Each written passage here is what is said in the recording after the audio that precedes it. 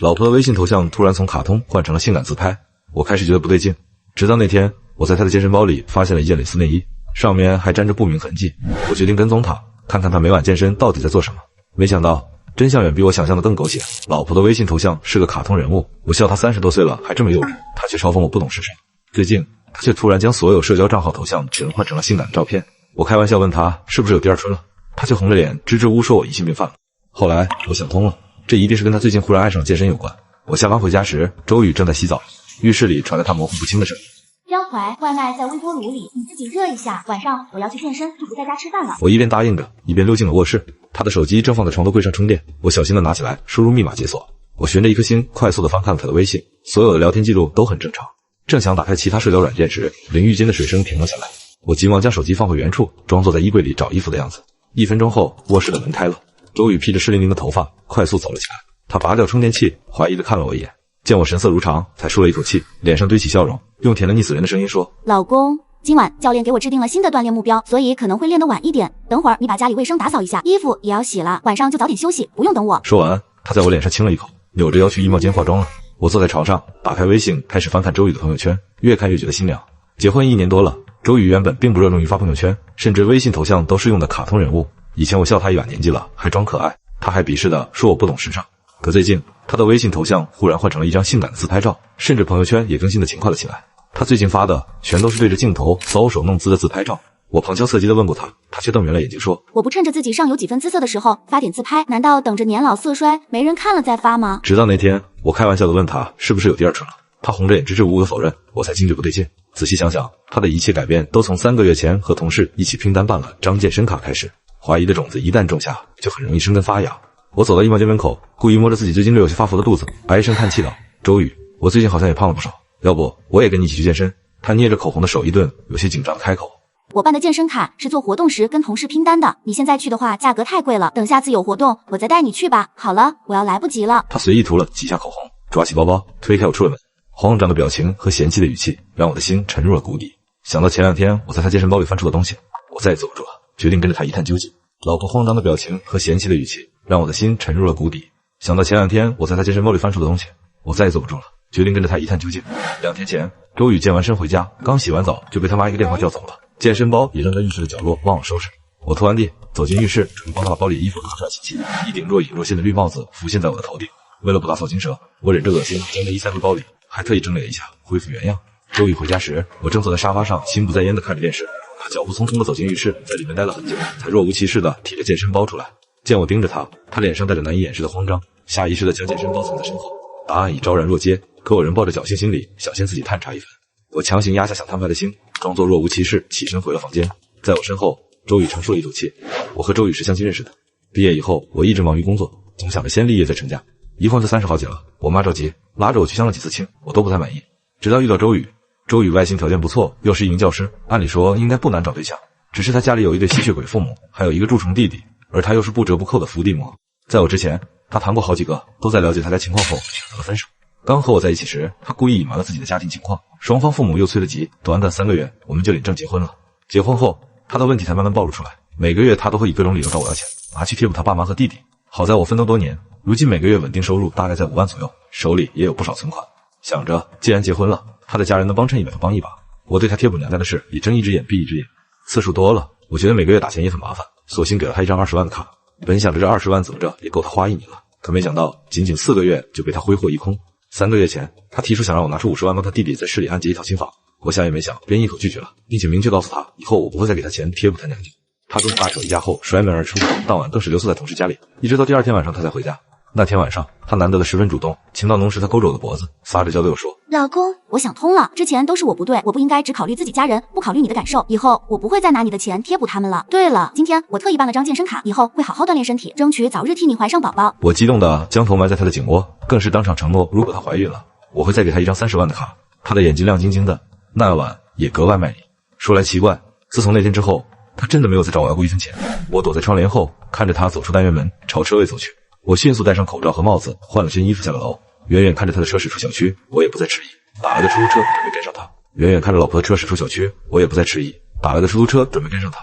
司机带着怀疑的目光盯着我，迟迟不肯开车。师傅，前面的是我老婆，麻烦你快点跟上他。我有些着急，司机露出一脸恍然大悟的表情，油门踩得飞起，紧紧跟上周宇的车，一直跟到健身房门口。我坐在车上看着周宇停好车，脚步轻快地上了楼。等他身影消失后，我才不紧不慢地下了车。道过谢后，我也跟着上了楼。我躲在健身房门口，偷偷朝里张望着。周宇正背对着我，在一台跑步机上卖力地锻炼着。我看了半天，也没见他和任何异性有互动。正当我有些动摇，觉得自己是不是太疑神疑鬼的时候，健身房里走出一位肌肉壮硕的教练。他见我鬼鬼祟祟，一直在门口张望，有些怀疑。你是干什么的？在这里偷偷摸摸干什么？他怒喝一声，快步向我走来。眼看着周宇被声音吸引，即将转头看到我，我顾不上解释，慌里慌张的转身跑下楼。我在楼下又等了半小时，仍然不见周宇的身影。正焦急间，旁边驶过一位外卖骑手，心念一转，我拦下了外卖小哥，塞给他2000块钱，让他帮忙故意将周宇的车门划出一道长长的划痕。周宇平时就很宝贝他的车，听说被人刮花后，心急火燎的下了楼。外卖小哥按照我的吩咐，故意跟他发生争执，拖住他，而我则偷偷溜进了健身房，装作想办卡的样子，问东问西。刚刚那位教练见我全身上下都是名牌，便拉住我十分热情地介绍起来。我这心不在焉地听着，手机收到外卖小哥发来的短信，提醒我周宇差不多准备回来了。我急忙打断教练，提出加个微信，再具体了解一下。用小号加上教练后，我借口有事准备离开。刚走出健身房门口，就看见周宇怒气冲冲地上楼，紧身运动服已被汗水打湿贴在身上。我灵机一动，假装对门口的海报十分感兴趣，背过身去仔细查看。周宇压根没注意到我，与我擦肩而过。见他进了健身房，我才松了口气，转身下楼。回去的路上，我开始翻看教练的朋友圈，试图从中找到些蛛丝马迹。可翻了半天，除了正常的宣传视频，没有任何其他内容。我心里不由得松了口气，看起来一切正常。也许真是我自己想的太多了。就在我准备退出朋友圈界面时，一张照片吸引了我的注意。我点开一看，脑子里轰的一声炸了。照片里，周宇穿着那件蕾丝内衣，正趴在床上，脸上带着诱惑的表情。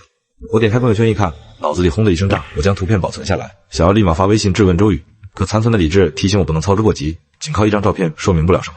我将保存的照片发给教练，故意装作很感兴趣的问他办卡需要多少钱，办了卡是不是有更多照片可以看。教练很快回复我，兄弟，你真有眼光，这是我们这最漂亮的女会员，我们会员费1年18888，缴纳之后不仅有照片可以看，只要你出得起钱，约出来玩都可以。心里正思考着如何进一步取得实质性证据，教练又发了一条消息，哥们，你运气挺好，刚入会就赶上我们的活动，周末有个健身派对，很多优质女会员都会参加，只要你肯出钱，包你玩得开心。我急忙一口答应下来，交了1000元入场费。很快收到教练发来的派对开始时间和地点，我正对着手机发呆。周宇回来了，一进门他就怒气冲冲将包扔在我身上。我心里一惊，收起手机，小心翼翼地问他怎么了。他一屁股坐在我旁边，没好气地说，今天真倒霉，健身的时候被外卖小哥刮花了车，他又没钱赔，我跟他吵了半天也没用，气死了。他转头看着我，带着一脸期盼的表情，老公，我心情不好，你不意思意思？我松了口气，掏出手机转账3000元，并且偷偷附上了一个带窃听功能代码。本来是公司下属发给我测试的，没想到用在了自己老婆身上。老公，我弟弟开上一辆车，你能不能赞助一点？想着那些不堪入目的照片，我急于作呕，冷冷地推开他。他被我推倒在地上，一脸委屈地红了眼睛。江淮，你怎么那么小气？我弟想要辆车怎么了？你又不是买不起，至于这样吗？本来我还有个好消息要告诉你，你这样真是扫兴。说着，他从包里掏出一张纸，扔在我脚边。我捡起来一看，是张 B 超报告，上面清楚地写着已怀孕1个月。我天灵盖之发麻，捏着报告的手都在颤抖。自从他3个月前说想跟我生个宝宝，我们就一直积极备孕。可2个月过去了，他的肚子还毫无动静。上个月我特意去了一趟医院，医生建议我做个检查，检查后发现我有弱精症，不仅极难受孕，而且很容易造成先天畸形。医生建议我暂时不要考虑要孩子，先治疗。为了杜绝意外，必须严格避孕。我怕周宇知道后嫌弃我，特意让医生给我打了男性避孕针。回家后，我暂时没有告诉周宇，想着以后找到合适的机会再告诉他。所以，周宇肚子里的孩子根本不可能是我的。我没想到他无耻到这种地步，竟然乱搞都不做任何措施，还妄想着让我替他养这个野种。此刻见我全身发抖，他以为我是因为激动，眼里闪过一丝得意。你不是说我有了孩子会奖励我吗？他一边发着嗲，一边往我怀里钻。我不动声色地搂住他，伸手抚摸着他的肚子。我发现老婆在外面乱搞，但在一起的时候，我还是不动声色地搂住他，伸手抚摸着他的肚子。好，等宝宝稳定了，老公一定给你一份大惊喜。时间过得飞快，转眼就到了周末，健身派对就在今晚举行。下午，周宇提着健身包准备出门。老公，今晚我和同事约好了，健完身一起去打麻将，你不用等我。等他走后，我立马打电话给我的好哥们杜宇。杜宇是个不折不扣的富二代，平时不务正业，就喜欢投资拍短剧。我早就跟他沟通好了，让他带一名剧组里化妆师过来替我改造一下，最好化成青蛙都不认识的那种。他很快带人上门，经过一番改造，我被画成了逗比两大眼睛的帅哥，我很满意。又找他借了他的跑车，直奔健身派对举办场所而去。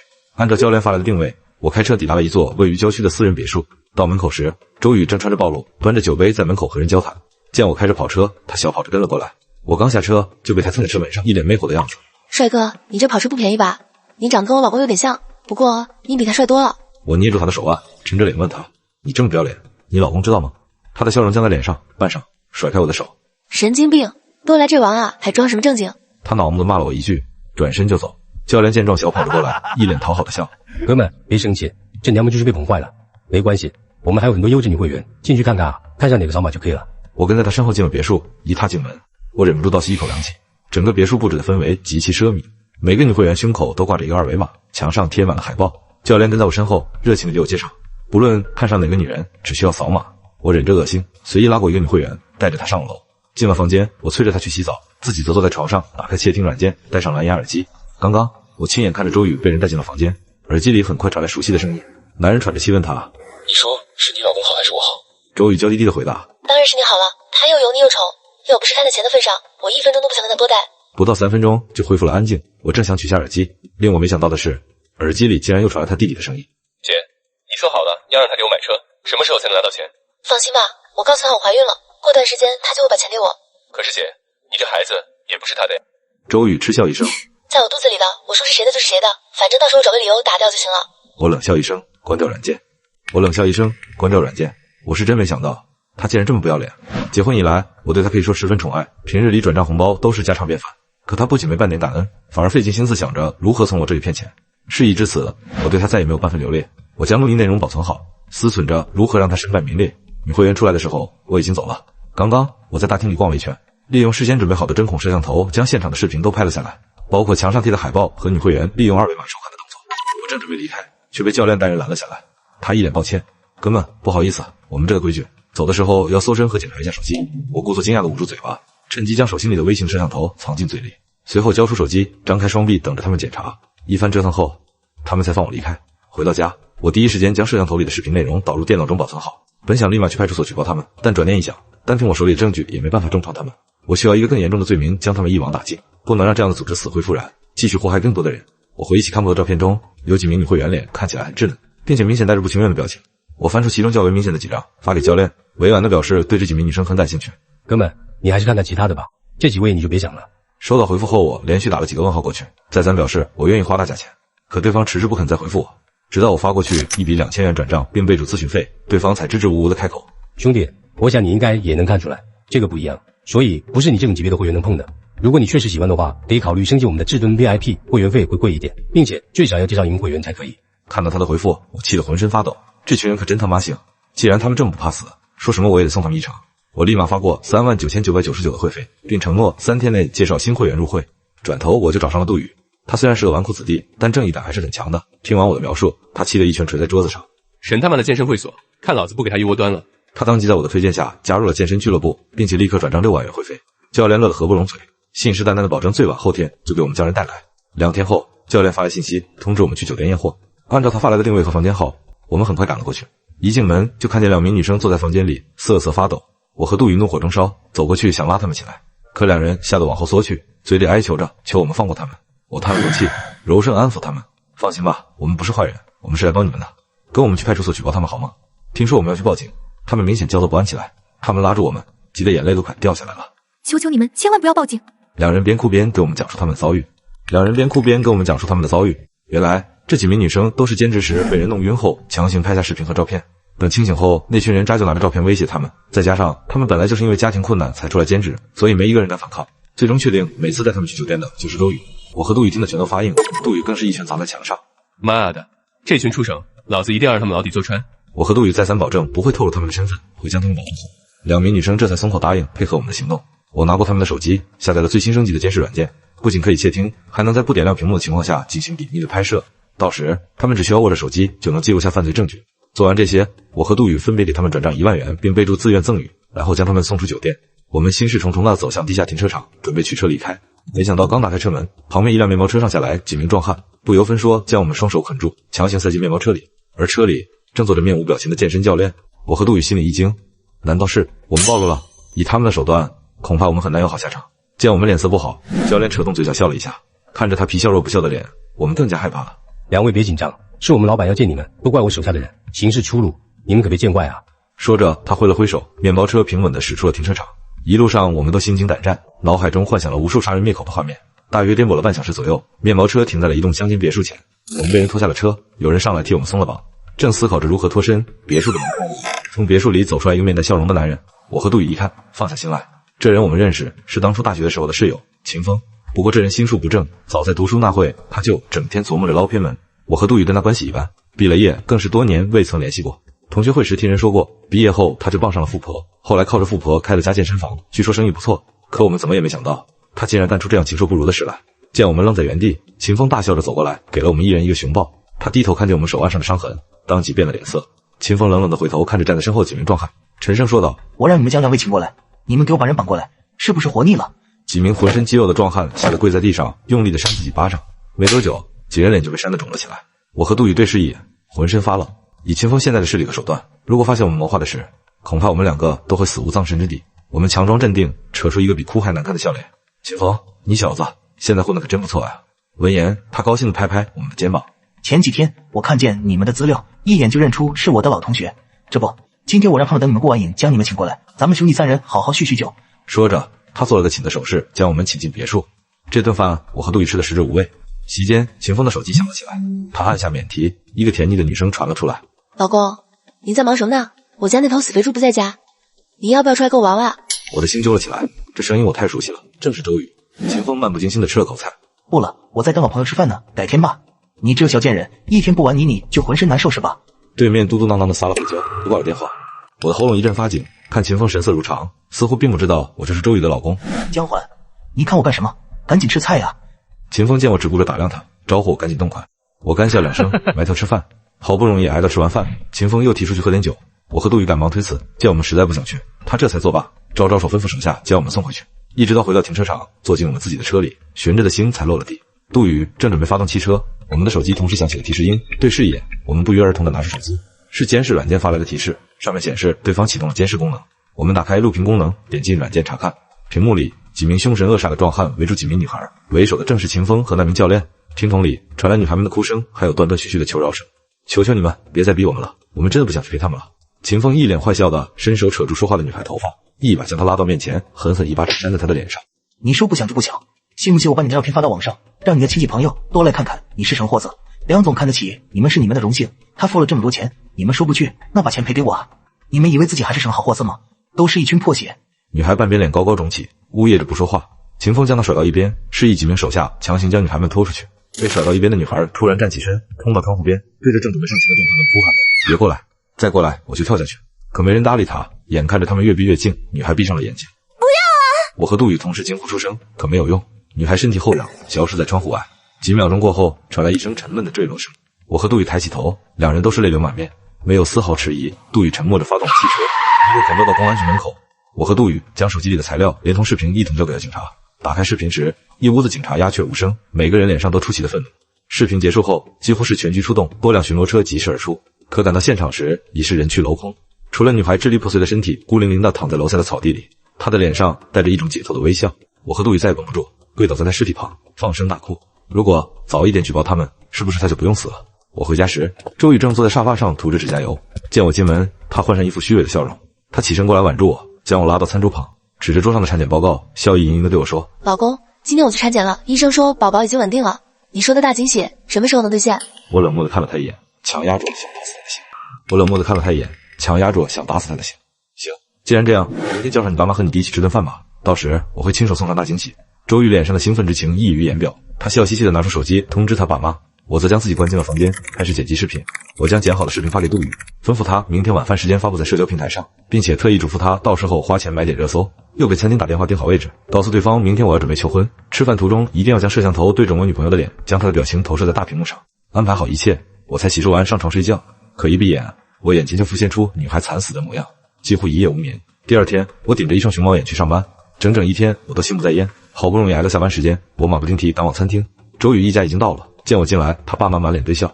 周宇的弟弟也殷勤地替我拉开椅子，又倒了杯水递在我手里。菜很快上齐，我闷头吃饭，不论他们一家如何旁敲侧击，我都没有回应。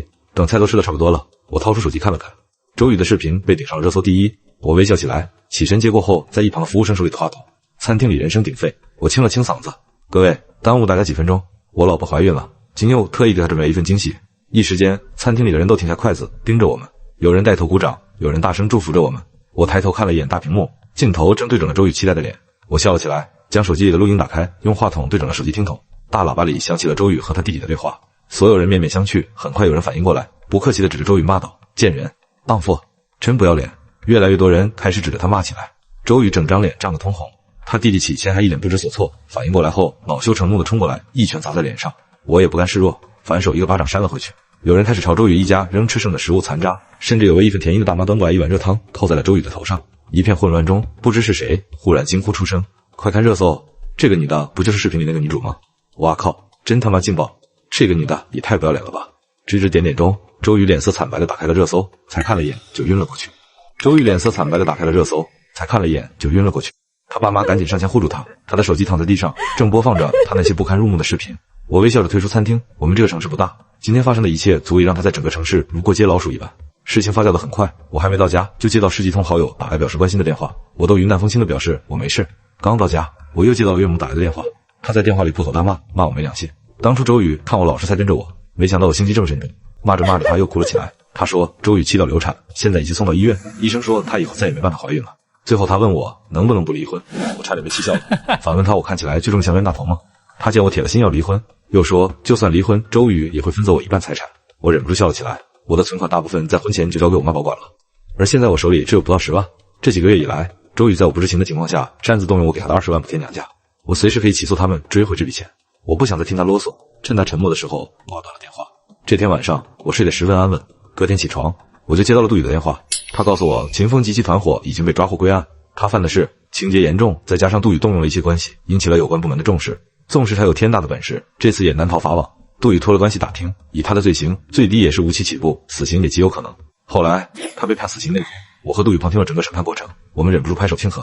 从法庭出来，我们带上判决书一起去了女孩的墓地。让我们意外的是，她的墓碑前已经站着几名女孩了，她们含着泪替她宣读了判决书。我和杜宇没有打扰他们，悄悄离开了。至于周宇，出院后纠缠了我很长时间，他整夜的跪在房门外求我原谅他，一直到某天他突然消失了。我从新闻里看见他被不雅视频里男主的老婆拿着菜刀追砍，砍成了重伤。我关掉电视，心中毫无波澜。都是成年人，必须为自己做错选择。